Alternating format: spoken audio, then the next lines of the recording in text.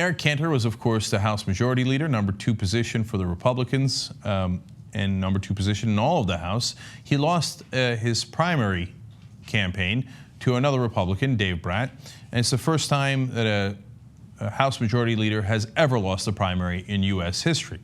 Now, Eric Cantor, of course, was going to fill out his term, and then he was going to step down because he had lost. He decided not to do that. He decided to retire immediately. Interesting. Now, why did he do that? Well, let's go to Politico, which is an interesting article about it. In his decision to quit Congress, they explain, altogether, Eric Cantor gave only one reason, so his successor could get a head start and have a voice in what would be a very consequential lame duck session.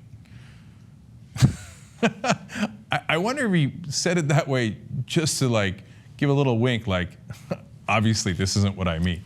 A very consequential lame duck session? Oh, okay. I know. In the next 4 months during that lame duck session, boy, the House is going to do so many consequential things. They're not going to do a damn thing.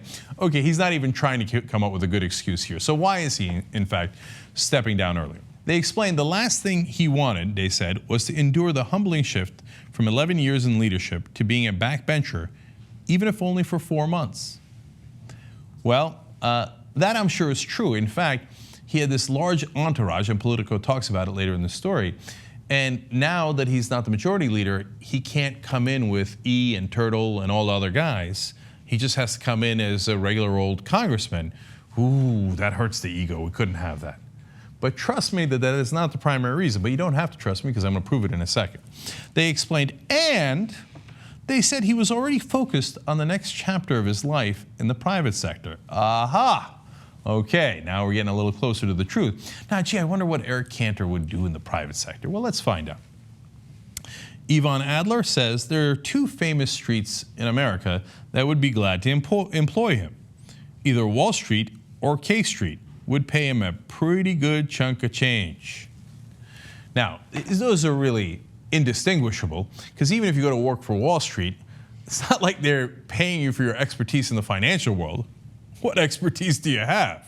No, they're paying you because of all the great services you've delivered for them, the billions, sometimes trillions of dollars you already delivered for them, and more of that money you can deliver to them through your friends and allies that are already in Congress and are still there, and what you might do for them if you get back into government. It's basically a bribe. It's Wall Street and K Street merging here to give you millions of dollars for their own interest. Now, is he going to go in that direction? Well, listen to the new House Majority Leader, Kevin McCarthy. He says, there is no one that Eric Cantor doesn't know or legislation he hasn't worked. But he also knows financial markets well. In other words, don't worry. Okay, if Wall Street, you're interested in Eric Cantor, he will then definitely come and get paid more by you. By the way, why is he possibly more interested in Wall Street? Because there's more money there. It doesn't take a rocket scientist to figure it out. If he works for a hedge fund or private equity, they could pay him so much more. Eric Cantor might be a questionable dude who has really perfected the art of corruption in Washington, but he's not a dummy. He's going to go where the money is. His wife is already on 5 corporate boards. Okay. Politico continues, however, GOP insiders said Cantor has already been approached by a number of K Street lobby shops, companies, and Wall Street firms. Really? K Street and Wall Street are looking to continue to bribe him. Before it was campaign donations and independent expenditures, now it'll be directly money in his pocket. Nels Olson says, I think he could have Wall Street, investment banks, or private equity firms interested, given his relevant talents. And what talents would that be?